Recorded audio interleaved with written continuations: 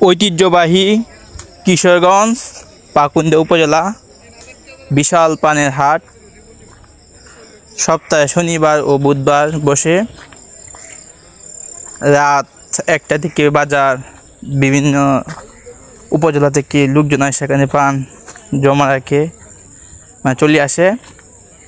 আবার রাত 3টা বা 4টার দিক থেকে মানে বেচাকেনা শুরু হয়ে যায়। আর এই বাজারে বিভিন্ন জায়গা থেকে পাইকাররা আসে, বিভিন্ন দূর দূরান্ত থেকে পাইকাররা আসে সঠিক মূল্য এই পানগুলো ক্রয় করে নেয়। এই দেখতেই পাচ্ছেন এক ব্যাপারী পান দেখতেছে। আসলে পানের বাজারটা মানে খুব ভালো লাগে, মানে যখন দাম বেশি থাকে তখন মানে কৃষকরা মানে হাসি থাকে, চাষিরা মানে আবার তো দাম কম থাকে তখন কিন্তু তারা দুঃখে বুকটা ফেটে যায়।